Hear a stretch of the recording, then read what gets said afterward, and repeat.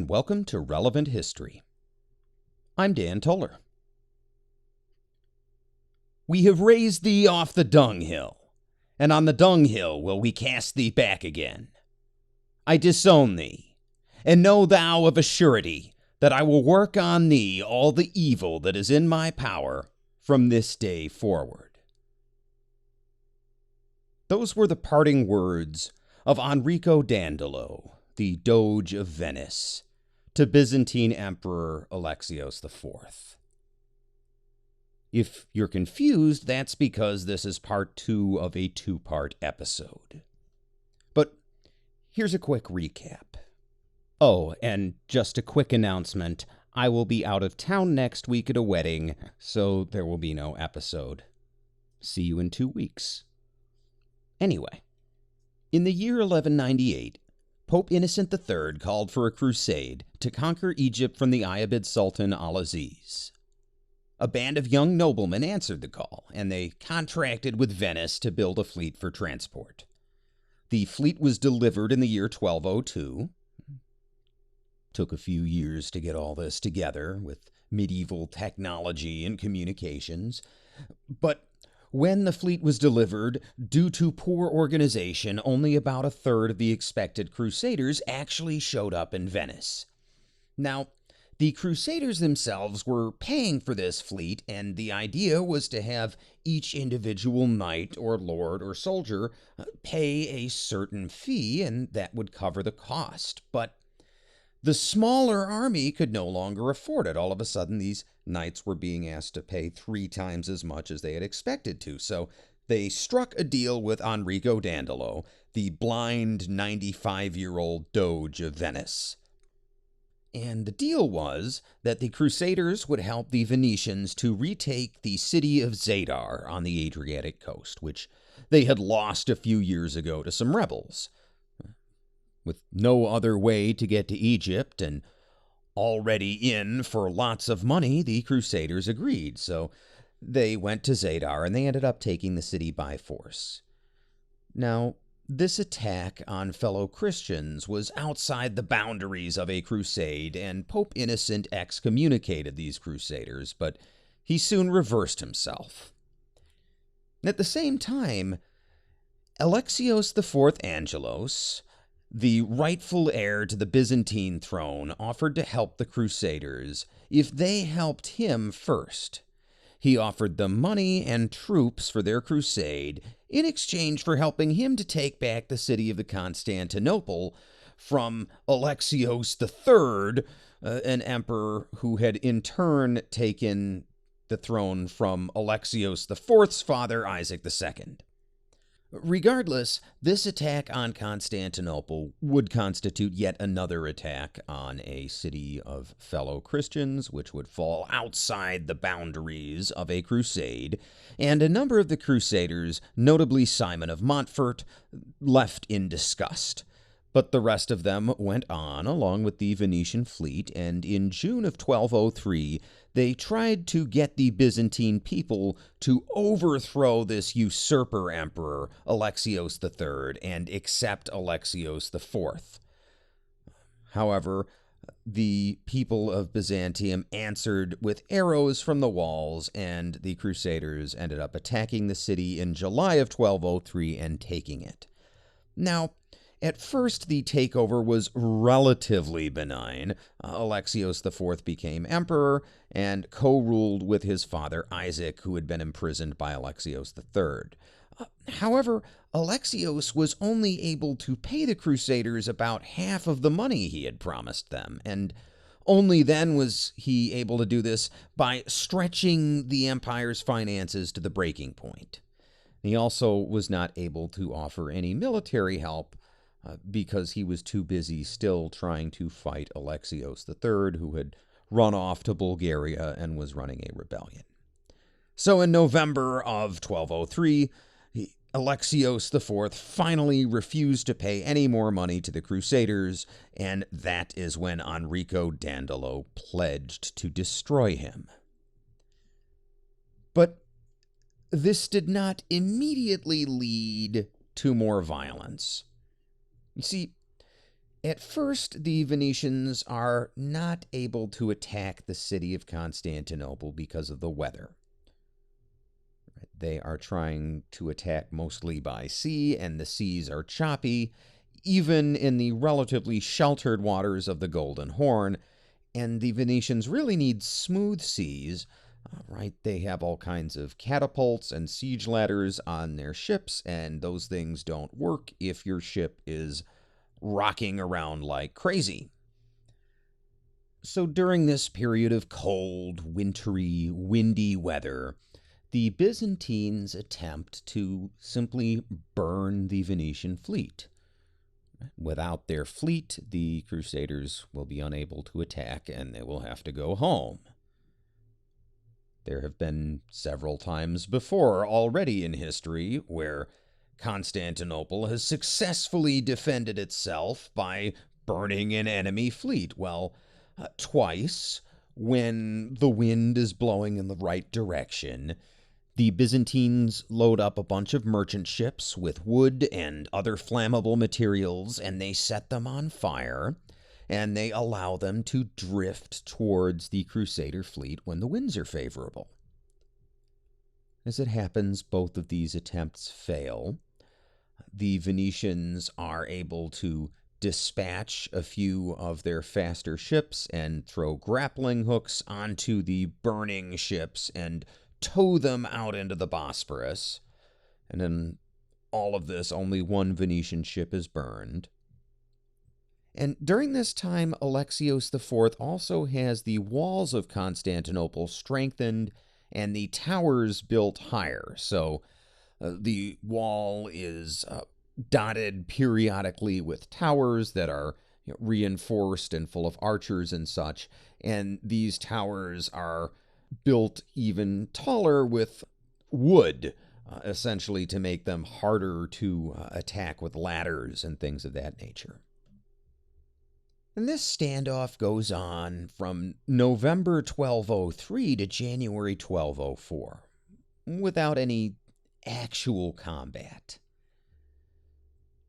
But Alexios has a very hard time actually leading his people and forming much of a coherent response. See, now would be a good time to mention something I left out last week. And as a matter of fact, I left it out a few minutes ago during my summary. I said that from Alexios IV taking power, the Crusader occupation of Constantinople was mostly benign. Well, that was true right at the beginning, but it didn't take very long for tensions to arise. And in August of 1203, rioting had broken out in the city of Constantinople between the Greek and Latin residents of the city.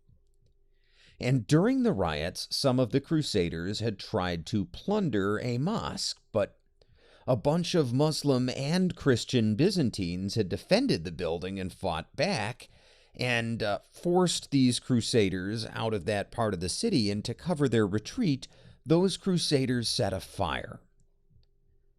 Now, this fire was set at the north end of the city, and there was a stiff north wind blowing at the time. Well, the fire spread, and it spread like, well, wildfire, and the ensuing blaze burned uncontrolled for 2 days, with isolated hot spots remaining for over a week. Tens of thousands of Constantinople's residents were rendered homeless. There were also dozens of churches destroyed, along with most of the Forum of Constantine, countless priceless artifacts, ancient treasures, all of the things that go along with much of an ancient city being burned. Even the famous Hagia Sophia was singed. And it is tough to overstate how severe this fire was and how badly it further soured relations between the Crusaders and the Greek residents of the city. American Crusades historian Thomas F. Madden compares the fire of Constantinople to the Great Fire of London in 1666. and he says it was worse. In his paper, The Fires of the Fourth Crusade in Constantinople, 1203 to 1204, a damage assessment, he writes, quote, approximately 450 acres of the city's most opulent and most congested areas were reduced in 2 days to ashes and rubble. Again, the similarity with London's Great Fire are striking and useful. In 1666, London lost 436 acres of its most populous regions. Like London, Constantinople's densest area was filled with beautiful churches and homes, as well as pitiful squalor. Overcrowded twin-story wooden slums set along wooden winding roads afflicted both capitals. The two great fires were also of similar temperament. Like Constantinople, fierce winds whipsawed London's blaze and often propelled burning debris across the sky, thus setting the fire's seed elsewhere. The erratic nature of both fires made the relocation of goods a difficult task. Nicetas, whose losses were severe, noted how those who moved valuables to seemingly safe places soon learned that they were not safe at all. The fire, taking a winding course and moving in zigzag paths, destroyed the goods that had been moved. In London, it was the same. Streets were filled with people moving their possessions, many to the wrong places. A Dutch observer wrote that many people transferred their goods from place to place 3 times. The numerous parallels between the Great Fires of 1666 and 1203 facilitate an estimate of the physical damage sustained by Constantinople during its much more poorly documented catastrophe. In London, the Great Fire claimed 87 churches, 6 chapels, and 13,200 houses in over 400 streets and courts. Property in the British capital was approximately £10 million. The number of houses and churches destroyed in Constantinople must have been comparable. The city on the Bosporus, of course, had many more monasteries than its sister on the Thames, but in Constantinople, the total value of lost property must have been much greater than in London. The Byzantine capital was immensely wealthy. Its churches and monasteries were filled with many kings' ransoms. As for the palaces destroyed, Nicetas tells us that they were filled with every delight, abounding in riches and envied by all. To these we must add Constantinople's storehouses of priceless art treasures and ancient manuscripts, many of which were incinerated in the Second Fire. London had very little to compare with such losses. Even John Donne's St. Paul's had fallen on hard times before its fiery demise. In 1666, the Restoration was just 6 years old. Puritan disdain for opulence was still very active in London. In Constantinople, such a concept was foreign in the extreme. The value of lost property, then, was many times greater in Constantinople in 1203 than in London in 1666. Because of the differences in types of goods and property lost, and the currencies in which they were valued, fixing a modern monetary equivalent to the destruction in Constantinople would be very difficult, and probably meaningless. Nevertheless, it would be a figure measured in billions, not millions, of American dollars. The citizens of Constantinople reacted to the Great Fire just as Londoners would do 4.5 centuries later. They blamed foreigners. In London, the culprits were the French, Dutch, and any Catholic. Despite royal attempts to cool British heads, mob rule meted out harsh injustice to members of those groups unfortunate enough to be living in London in 1666. In Constantinople, it was the Latins who were blamed and persecuted. The difference was that Londoners were wrong. Their fire was an accident. Byzantines were right. Latins had indeed set their city aflame. While the fire raged, Latins of every stripe packed their bags, gathered their families, and fled across the Golden Horn to the welcoming arms of the Western Knights. According to Villehardouin, the refugees numbered 15,000, and it was to be a great boon to the Crusaders that they crossed over. Nicetas grieved that the fury of his countrymen unwittingly achieved the previously impossible. reconciling Pisans with Venetians. As a result, those Pisans who valiantly helped defend Constantinople in 1203 would enthusiastically help conquer it in 1204. Unquote.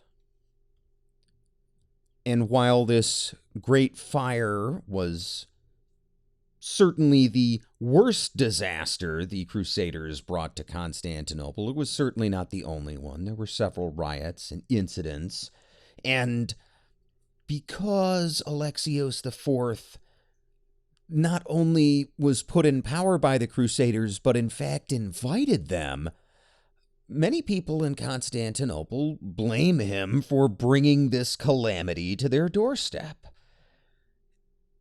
It makes it hard for him to lead.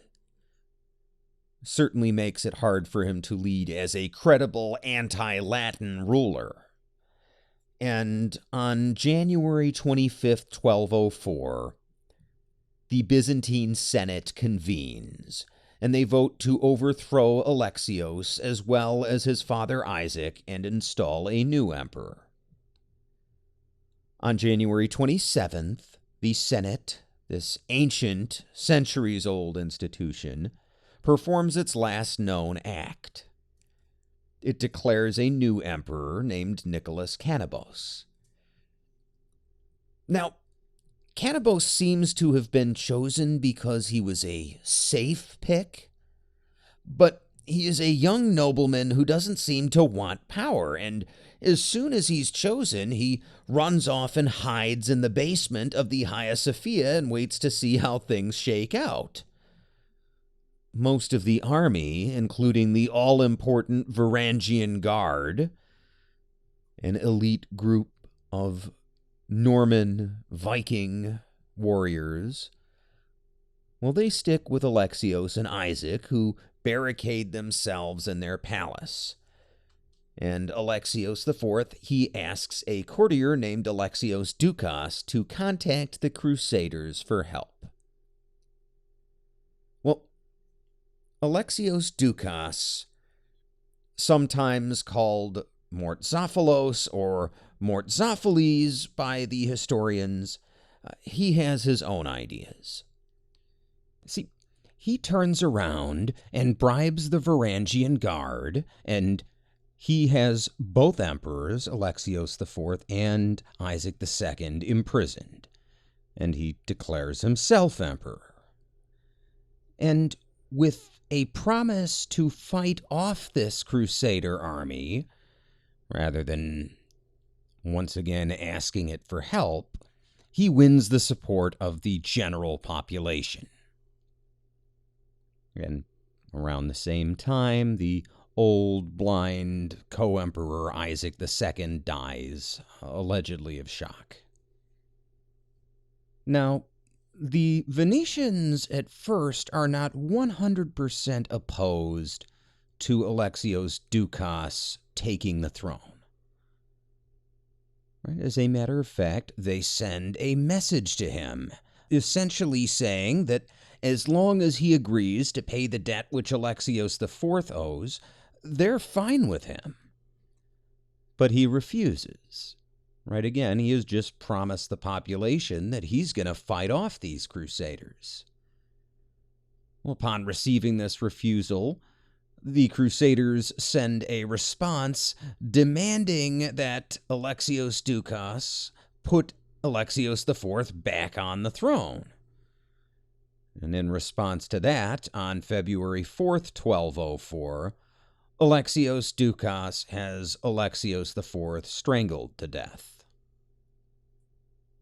And as for Nicholas Canobos, the young nobleman who was supposed to be elected emperor and is hiding out in the Hagia Sophia, well, Alexios Doukas offers him a senior cabinet position and a generous salary in exchange for giving up his claim. And Canobos neither accepts Alexios Doukas' offer, nor does he reject it and fight to take the throne himself. He just keeps hiding in the basement of the Hagia Sophia, apparently waiting for the wind to change or something. We don't really know. So Alexios Doukas sends some of his men into the Hagia Sophia and has Nicholas Canabos dragged out and strangled on the steps of the church on February 8th. So in less than 2 weeks, this mid-level courtier, Alexios Doukas, Mortsophiles, has gone from just being one of many imperial officials to being the undisputed emperor of the Byzantine Empire, if he can hold on to it.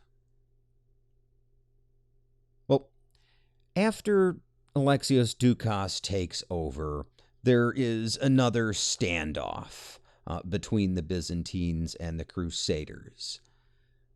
Essentially, both sides are hoping that the other will back down or negotiate, and neither side does. And it is during this time that the leaders of the Fourth Crusade decide once again to change their mission objective. They're no longer content with settling a debt, not even a very large debt. They will now settle for nothing less than the conquest of the entire Byzantine Empire. And this attitude, this change in objective, is encouraged by a group of senior clerics.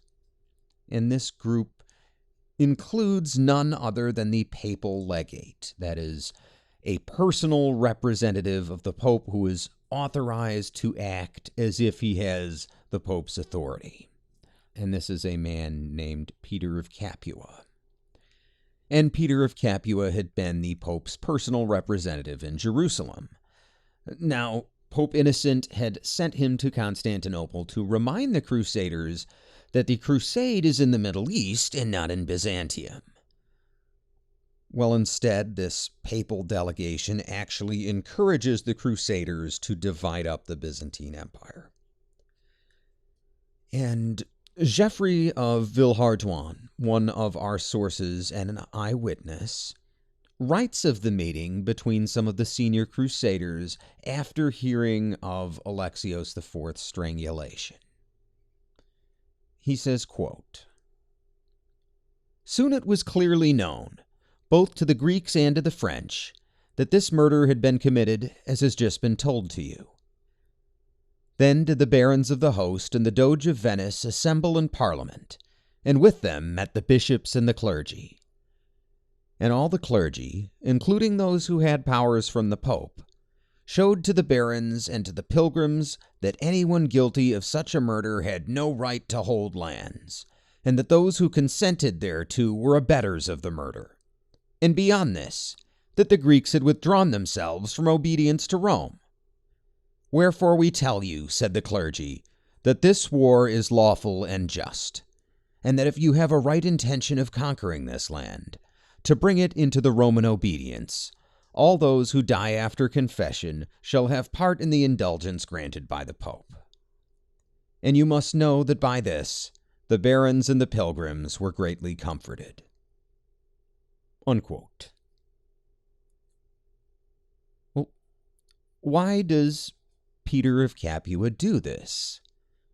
It would seem to be contrary to the instructions that Pope Innocent had given him, which were to redirect this Crusader army back to the Middle East. And instead, he encourages them on this mission to take Byzantium. And truth be told, I don't know why Peter of Capua does this. From everything I've been able to find, he was an experienced diplomat. He had worked a number of deals in the past, and while people including Richard the Lionheart and William Marshall didn't like him, he seems to have been competent. He was a senior cardinal within the Catholic Church. He was the kind of person with the track record to indicate that you would expect him to perform competently here, and yet here he is completely blowing up his own mission. And he also doesn't seem to have done this for any kind of material gain. he doesn't seem to have taken more than a few relics as loot from Constantinople, so his motive can't have been greed. Was he really just that outraged by Alexios Doukas murdering Alexios IV that he decided to exercise his discretion as papal legate and tell the Crusaders to go ahead and unleash the dogs of war? Seems like quite a stretch. But maybe. If anyone knows more about Peter of Capua, please message me, because I'm really curious, but honestly, I don't know if anyone really knows what was going on in this papal legate's head at this time. Either way, Alexios Doukas does not delay. He does not wait for the Crusaders to bring the battle to the city of Constantinople once again. He leads the Byzantine army out of the city personally, and he attempts to defeat the Crusaders in open battle. Now, both of the sources I'm using, Geoffrey of Villehardouin and Robert of Clery, they both make much of the fact that the Emperor Alexios Doukas carries an icon of the Virgin Mary into this battle. And he does this because there is a tradition in Constantinople that anyone who carries the icon, this painting or maybe a banner, we're not really sure, anyone who carries it into battle cannot be defeated. Robert of Clery says, with a bit of foreshadowing, that, quote, because Mortzopheles did not carry it rightfully, we believe he was discomfited. Unquote. The other point to this icon being that for both sides now, this fight has become explicitly religious. Explicitly a battle of Roman Catholics against Greek Orthodox Christians trying to defend their city. Now, Alexios Doukas does not lead some kind of frontal assault in this battle. As a matter of fact, he sets up an ambush. There is a Crusader force returning from plundering one of the suburbs, and Robert of Clery describes the fight as follows. He says, quote, Mortzopheles waited for them on their return, and when he was come within a league of our people, he lay in wait with his folk and laid his ambushes. And our people knew not a word of this, but they were returning apace, nor knew they aught of this snare. When the Greeks saw them, they cried out, and our Franks looked at one another. When they saw the Greeks, they were sore afraid, and loudly did they begin to call on God and Our Lady. And they were so dismayed that they knew not what counsel to take, but said to one another, By our faith, if we flee now, we are all dead men. Better doth it become us to die defending ourselves than to flee. Then they halted and stood still, and they took some 8 crossbowmen that they had with them, and set these before themselves. And the Emperor Mortzopheles, the traitor, and the Greeks came toward them very swiftly, and smote them fierce and fell. But through God's mercy, never a one of the Franks did they unhorse.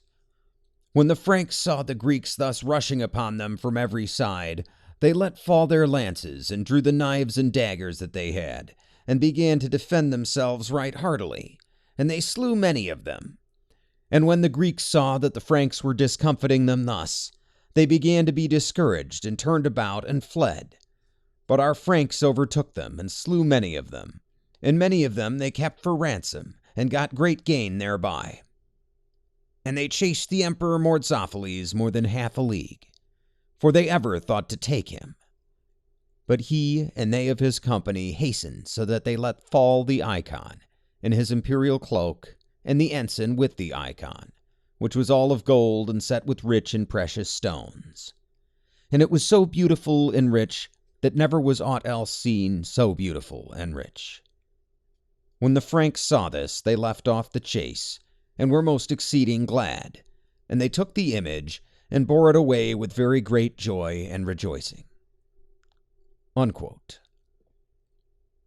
And somebody, one of the Crusaders, recognizes that this icon that the Emperor Mortzopheles, Alexios Doukas, dropped. And they realize that this is of great importance to the Byzantines. So they put it up on the stern of one of the Byzantine galleys, right, the highest part of the ship, and they row the ship back and forth in front of the city walls to show the Byzantines that the icon has been captured. And not long thereafter, on April 8th, 1204, the Crusaders themselves go on the offensive. They attempt an assault by sea, and they do this with siege ladders positioned on top of the highest parts of the ships. So the idea is to row these galleys as close up to the wall as possible, right? This part of the wall of Constantinople that's directly on the sea, and then some Crusaders will climb up these ladders and try and get across into the towers. Well, even under ideal conditions, this is not an easy maneuver, and weather conditions are horribly unfavorable on April 8th, and a number of the ships are sunk, and on top of it, anytime one of these ships does get close enough to a tower for someone to try and get across, there are too many people on the towers and not enough attackers on the ships for the attack to actually be successful. And at the end of the day, on April 8th, the Crusaders are forced to withdraw. Now, at this point, a number of the common soldiers begin speculating that this failure, particularly the foul weather, is a sign of divine disapproval. Maybe God doesn't want us attacking these Byzantines. Maybe we should stop. Well, once again, the papal legate and his clergy reassure the Crusaders publicly that all is right with God. Right? They urge all the men to confess their sins, and they even have the prostitutes sent out of the camp. Right? These people are supposedly on a holy war, but hey, boys will be boys, I guess, right? Anyway, there is to be no more of that. Now they are to be truly pious warriors, at least officially. And a few days later, on April 12th, the Crusaders make another attempt. Now they make a couple of minor modifications to their strategy. Primarily, they lash their ships together. They tie pairs of them together with rope so that when a ship gets close to a tower, there will be 2 attacking ships for each tower, 2 siege ladders for the defenders to contend with. And not only that, but the winds on this day are favorable. And this time, some of the Crusaders are able to infiltrate 2 of the towers. Here's how Robert of Clury describes the event. He says, quote, "And so did they continue the assault, until the ship of the Bishop of Soissons fell foul of one of these towers, by a miracle of God, even as the sea, which is never quiet, bore it on. And on the bridge of the ship were a Venetian and 2 armed knights. And so soon as the ship hath fallen foul of this tower, the Venetian layeth hold with his hands and feet as best he can, and getting himself at last within the tower. When he was within, and when the men-at-arms who were in this story, English, Danes, and Greeks who were keeping guard there, when these espied him, they rushed upon him with axes and swords, and cut him all in pieces. And as the sea bore the ship forward again did she fall foul of the tower. And when she was thus afoul of it, what did one of the 2 knights do? Andrew of Durabois was his name, but lay hold with his feet and hands to the tower until he got himself up inside it, upon his knees. But when he was inside, upon his knees, the foe fell upon him with axes and with swords, and smote him sore. But since he wore his armor, thanks be to God, they wounded him not.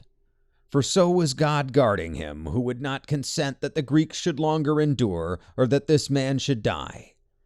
Nay, rather, it was God's will, because of their treason and because of the murder that Mordzophales had committed, and because of their faithlessness, that the city should be taken, and that they should all be put to shame. For the knight rose up on his feet, and when he was on his feet, he drew his sword. When these saw him on his feet again, so dumbfounded were they, and so greatly afraid, that they fled thence into the story underneath. And when they that were in this other story saw those from the above fleeing, then did they quit this story also, nor ever durst they remain there any longer. And the other knight came in after the first, and after him came in folk a plenty. And when they were within, they took strong ropes and stoutly lashed that ship to the tower. And when they had made her fast, there came in yet another folk a plenty. But when the sea again bore the ship backward, then did the tower quake so violently that it seemed certain that the ship must pull it down, so that perforce, because of this fear, it behooved them to cut the ship adrift. And when they that were in the other stories beneath saw that the tower was filling with Franks, then were they so greatly afraid that never a one of them durst remain there, but they forsook the whole tower. And Mordzophales indeed saw all this, but he encouraged his people, and sent them thither where he saw that the chiefest assault was made. In the meantime, when this tower had been taken by such a miracle, the ship of my lord Peter of Brichot fell afoul of another tower. And when it had fallen foul thereof, then began they that were upon the bridge of the ship to storm this tower so exceedingly fiercely that, by a miracle of God, this tower also was taken. Unquote. Now, this might seem like a complete catastrophe for the Byzantines, and it's bad, but these crusaders are stuck within those two towers. Right? The ships were not able to stay connected to them. They had to pull back, and now these crusaders are surrounded by Byzantines on the walls and in the city, and they need help. Well, around this same time, some French soldiers managed to break through a small postern gate. Right, that's like a normal person-sized door in the wall that's for messengers and such to come through.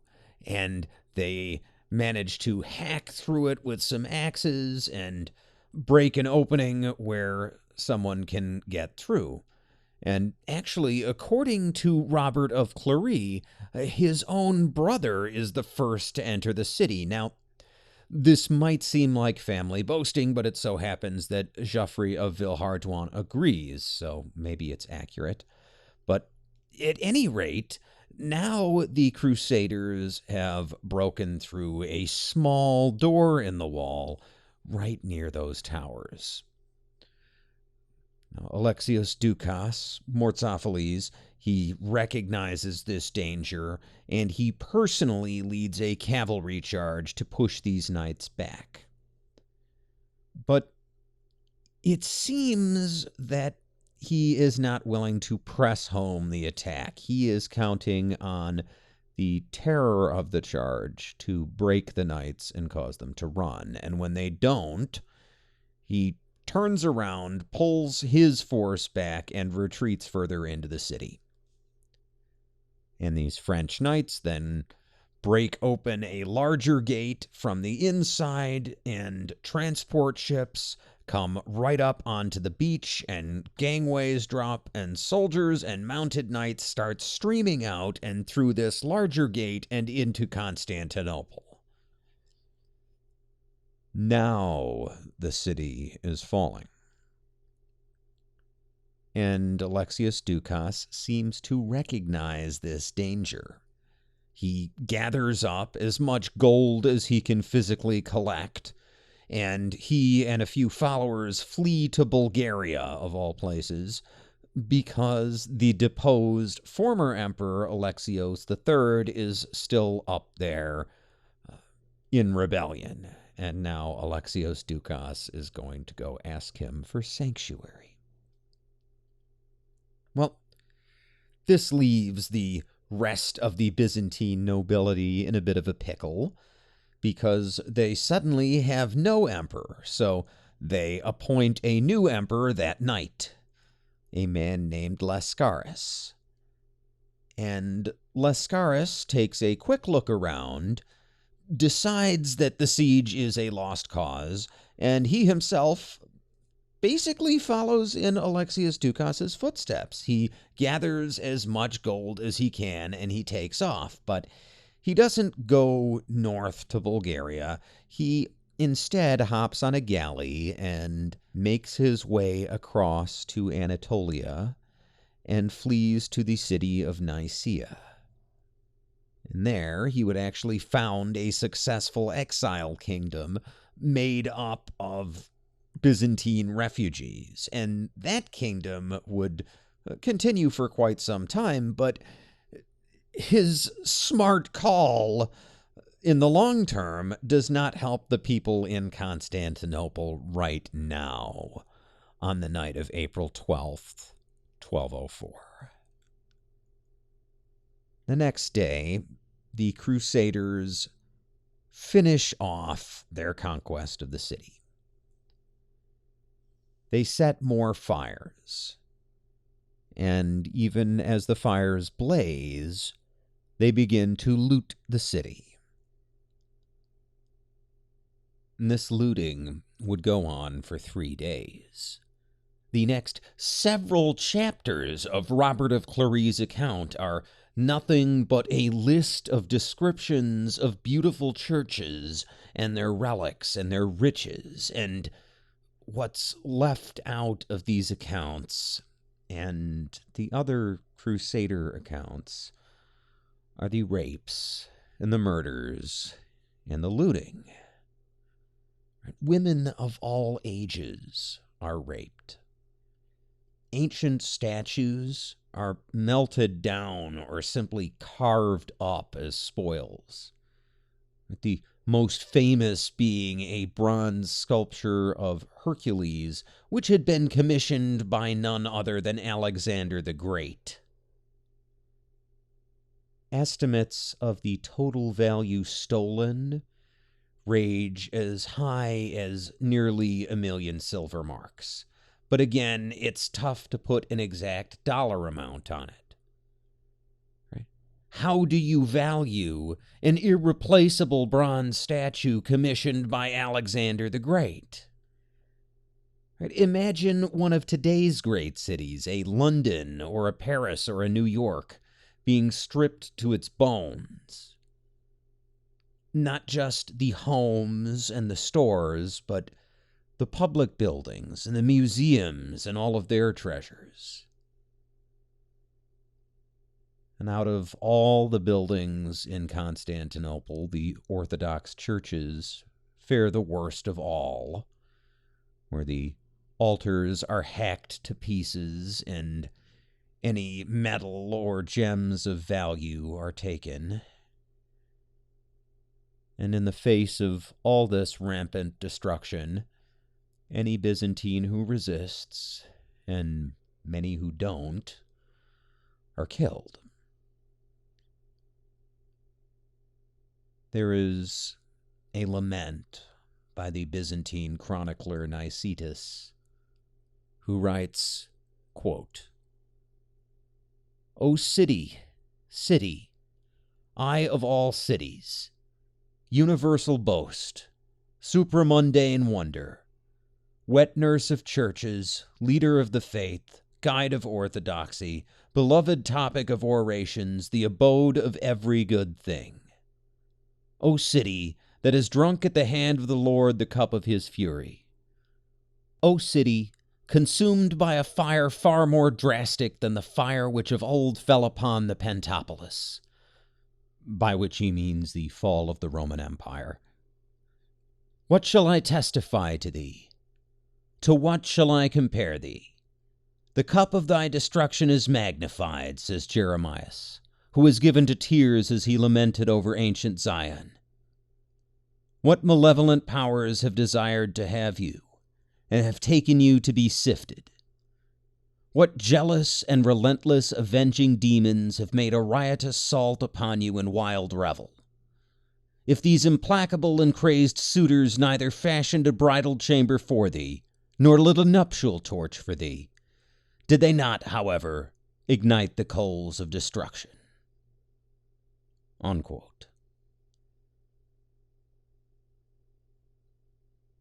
When the dust settles after the sack of the city, the Byzantine Empire, the last remnant of the ancient Roman Empire, is divided up between the various crusaders.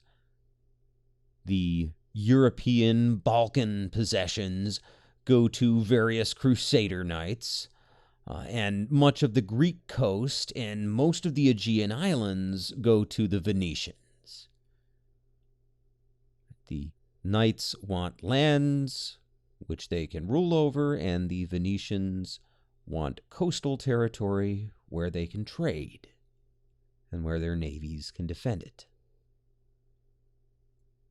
And Count Baldwin of Flanders, a 31-year-old and uncontroversial candidate, is elected as the new Roman emperor, which is still the official title of the individual who would rule Constantinople and a few miles outside it. And as for the city of Constantinople itself, well, Emperor Baldwin would not even control all of that. Venice would control 3/8 of the city, and a further 3/8 would belong to a coalition of Latin lords, leaving just a quarter of the city belonging to the emperor. And as a matter of fact, Enrico Dandolo would also have an imperial title.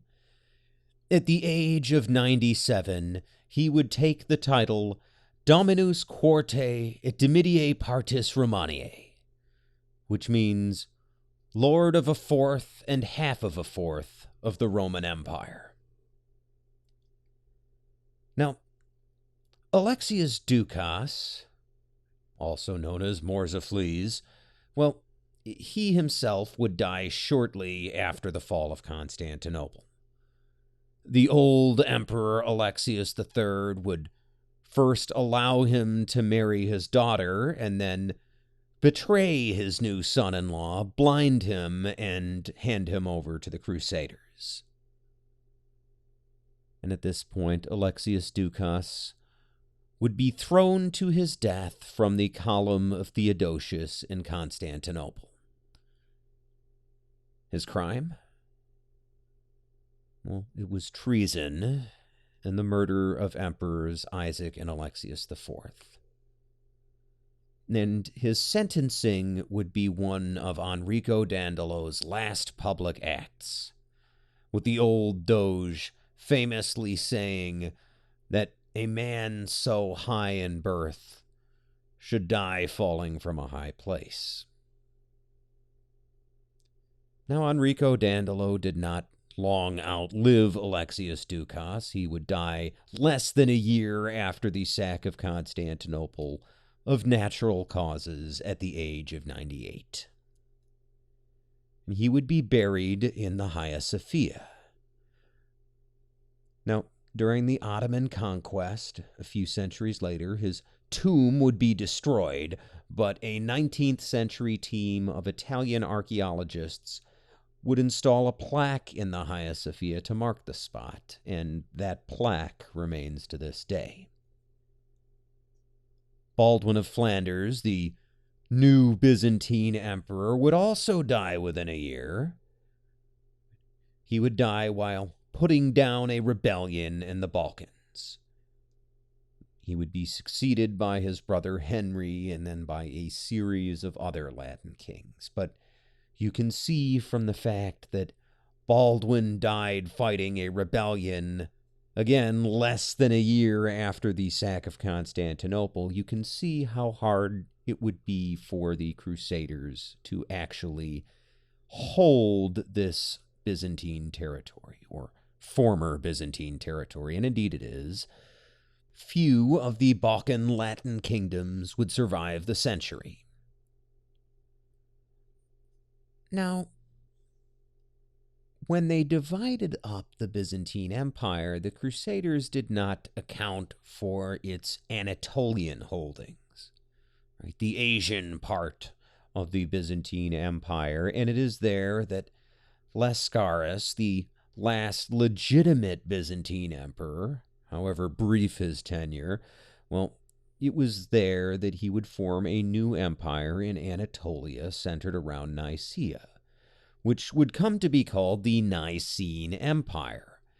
And the Crusaders paid very little attention to this. Number one, all the Latin knights were busy trying to pacify their own realms, and number two, they probably assumed that alone in Anatolia with a lot of Muslim powers, Lascaris was going to need a lot of help. But in fact, the Nicene Empire would be fueled by a stream of Greek refugees, not just from Constantinople, but from all around the old Byzantine Empire. Greek refugees who wanted to live in a Greek empire, not a Latin kingdom. And over the next few decades, after beating back both Muslim and Christian opponents, the successors of Lascaris would ultimately retake Constantinople in 1261 and reform a part of the Byzantine Empire, although it would never be what it once was. And for those of you who have been paying attention all the way since the beginning of last episode, well, you might be wondering about Alexius III. This guy who started all of this chain of events by overthrowing Emperor Isaac II. Well, he himself would flee Bulgaria and go down to Anatolia, and he would cut a deal with a Turkish warlord to try and take over Nicaea from Lascaris. And after being defeated in battle and captured by Lascaris, Alexios III would spend the rest of his life confined to a monastery. So much for the people involved in our story. But what about relations between the Eastern and the Western churches? What about the divide between Eastern and Western Christianity, which had previously been just a few points of doctrine to be ironed out? Suffice it to say that that divide had become far more significant. As a matter of fact, Innocent III himself would sum things up nicely. Here is most of a letter he wrote to Peter of Capua, his legate who had encouraged the Crusaders. Innocent III wrote, quote, "It was your duty to attend to the business of your legation, and to give careful consideration not to the capture of the Empire of Constantinople, but rather to the defense of what is left of the Holy Land, and, with the Lord's leave, the restoration of what has been lost. We made you our representative, and we sent you to gain not temporal, but rather eternal riches. And for this purpose, our brethren provided adequately for your needs. We have just heard and discovered from your letters that you have absolved from their pilgrimage vows and their crusading obligations all the crusaders who have remained to defend Constantinople from last March to the present. It is impossible not to be moved against you, for you neither should nor could give any such absolution. Who ever suggested such a thing to you, and how did they ever lead your mind astray? How, indeed, is the Greek Church to be brought back into ecclesiastical union and to a devotion for the Apostolic See when she has been beset with so many afflictions and persecutions that she sees in the Latins only an example of perdition and the works of darkness, so that she now, and with reason, detests the Latins more than dogs. As for those who were supposed to be seeking the ends of Jesus Christ, not their own ends, whose swords, which they were supposed to use against the pagans, are now dripping with Christian blood, they have spared neither age nor sex. They have committed incest, adultery, and fornication before the eyes of men. They have exposed both matrons and virgins, even those dedicated to God, to the sordid lusts of boys. Not satisfied with breaking open the imperial treasury and plundering the goods of princes and lesser men, they also laid their hands on the treasures of the churches and, what is more serious, on their very possessions. They have even ripped silver plates from the altars and have hacked them to pieces among themselves. They violated the holy places and have carried off crosses and relics. Furthermore, under what guise can we call upon the other Western peoples for aid to the Holy Land and assistance to the Empire of Constantinople, when the Crusaders, having given up the proposed pilgrimage, return absolved to their homes? When those who plundered the aforesaid empire turn back and come home with their spoils free of guilt? Will not people then suspect that these things have happened not because of the crime involved, but because of your deed? Let the Lord's word not be stifled in your mouth. Be not like a dumb dog unable to bark. Rather, let them speak these things publicly. Let them protest before everyone, so that the more they rebuke you before God and on God's account, the more they will find you simply negligent. As for the absolution of the Venetian people being falsely accepted against ecclesiastical rules, we will not at present argue with you." Unquote. I think it's safe to say that Innocent III was displeased with the outcome of the Fourth Crusade. But regardless of whether the Pope was pleased or not, the damage had been done. The gap between the Eastern and Western churches had turned into a gaping chasm. And this split would have serious implications going forward.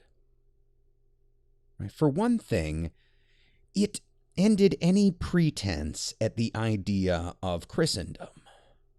Christendom was this idea of a loose confederation of bickering Christian states under the supreme authority of the Pope, and ultimately everybody would all get along. Well, there was to be no more of that. Like the Muslim caliphates, which still officially existed at this time, religion had failed to fully unite a massive swath of people across a very large area and from even different empires. And the division between Eastern and Western Christianity remained, and it shaped history. There is strife in the Balkans to this day, in large part thanks to ethnic identities based in part on a particular flavor of Christianity. Another thing we can thank the East-West split for is the very existence of Russia. At least in its current form as a coherent idea. The myth of Moscow as the Third Rome, successor to the heretical Pope and the conquered Constantinople. Well, this idea fuels Russian nationalist propaganda to this day. And what about a little country called Turkey? The descendant of the Ottoman Empire. Well, there's a good chance, if Constantinople hadn't been sacked in 1204, that it wouldn't have fallen to the Ottomans in 1453. Imagine how different history looks in that case.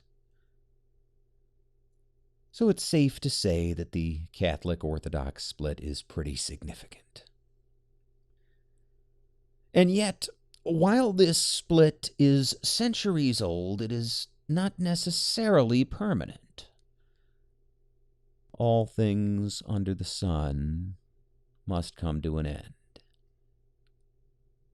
In 1965, Pope Paul VI and Patriarch Athenagoras I formally lifted the mutual excommunication the two offices had placed on each other in 1054. It only took 911 years. But still, divisions remain even in our less religious age. And those divisions, as expressed in culture and nationalism, well, those shape how people understand themselves and their place in the world.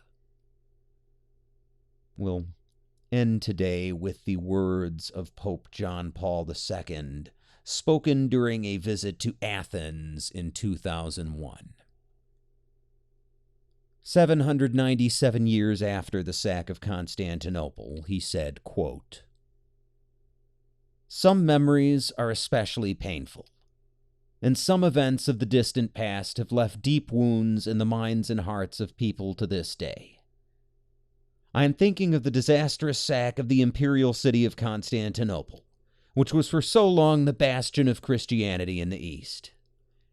It is tragic that the assailants, who had set out to secure free access for Christians to the Holy Land, turned against their own brothers in the faith. The fact that they were Latin Christians fills Catholics with deep regret. To God alone belongs judgment, and therefore we must entrust the heavy burden of the past to his endless mercy, imploring him to heal the wounds which still cause suffering to the spirit of the Greek people." Unquote.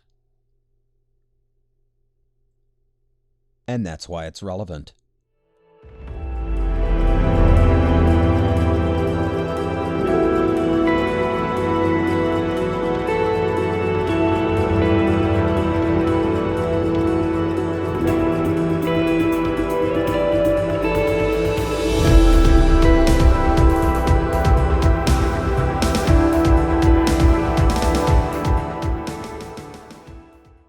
Hello again. It's Dan, and I'm back to remind you that there is much, much more to relevant history on Patreon. If you click the Patreon link in the episode description and sign up for the very low and reasonable price of $5 per month, you will get access to our private Discord server for Patreon members, where I'm available most days, and you will also get access to a free monthly video, which I'm sure you will enjoy since it stars yours truly. Finally, Patreon members get a shout out when they sign up, so you will hear your own name at the beginning of a relevant history episode, which I'm sure is worth far more to you than any other reward. But if financial support doesn't work for you, that is just fine. Relevant History will always be free on all platforms, and you can still help us grow our audience. You can do this by leaving a review on Apple Music or Google Music or Spotify or wherever you listen. Or if you're listening on a video site like YouTube, well, hit the like button. That helps us reach more people. Finally, share with your friends. If you found this episode valuable or found another episode valuable, let other people know and see if they can't join the family here. And for all the latest news, make sure to follow me on Facebook. You can find the show there at facebook.com/Dan Toller Podcast. That's Dan, Toller Podcast. And you can also find us on Twitter at Dan Toller Podcast. That's Dan, Toller Podcast. Finally, if you'd like to reach out for any reason, whether because you like the show or because I got something completely wrong and you want to correct me, well, send me an email. You can reach me at dantollerpodcast@gmail.com. That's Dan, Toller Podcast @gmail.com. And finally, For everything else, including my blog, which I may start updating in the future, you can find all of that at dantollerpodcast.com. That's Dan, Toler, podcast.com. Thanks for listening.